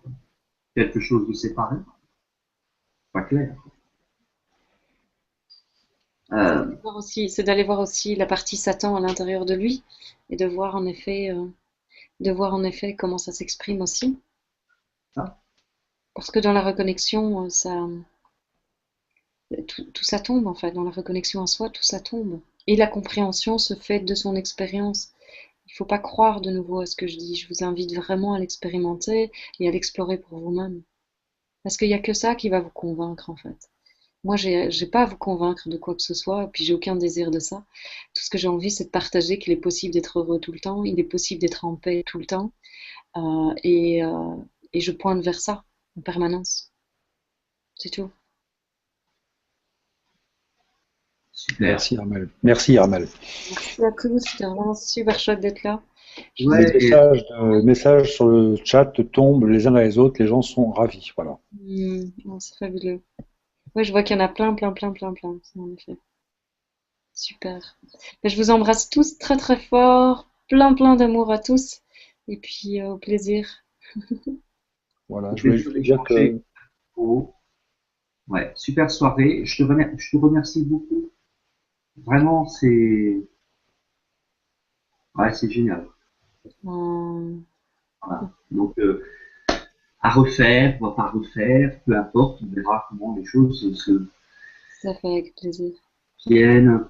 Voilà. En tout cas, eh ben, bonne continuation sur ton chemin. Merci. Repose-toi, repose-toi, Armel, prends du temps pour toi. Ça va être bien, hein. Mais prends un petit peu de temps pour toi. Mm, Voilà. Et puis je te souhaite de faire le meilleur de chaque instant, tout Merci. simplement. Merci tout cas. Raphaël, tu voulais aussi partager quelque oui, merci Armel. J'avais beaucoup entendu parler de toi sans avoir la chance de te rencontrer en live directement. chose? Et j'étais un petit peu stressé par cette première rencontre. Je ne savais pas comment l'aborder. Et je me rends compte que en vivant l'instant présent, les choses sont venues toutes seules. Voilà. C'était tranquille et je te remercie pour ta confiance et, euh, et ton innocence, ta candeur. Je la trouve magnifique. Oh, merci tout plein, avec un immense plaisir. C'était une grande joie de te rencontrer aussi. Merci tout plein. Voilà, donc je dis quand même à l'ensemble des gens qui nous ont écoutés qu'un replay est prévu et que ceux qui n'ont pas pu assister à cette conférence en direct ce soir seront prévenus par mail et également sur les réseaux sociaux que le replay sera disponible. Mhm. Donc voilà. Et puis merci aussi à tous ceux qui ont participé via le chat et qui ont été présents. Je vois que ça arrête pas de défiler, c'est super chouette. Je vous embrasse aussi tous super fort, quoi. Ok. Super. Eh ben, allez, le mot de la fin. Je vous aime. Hmm. Et Plein de à tout le monde. à bientôt. À tout bientôt. Au revoir à tous.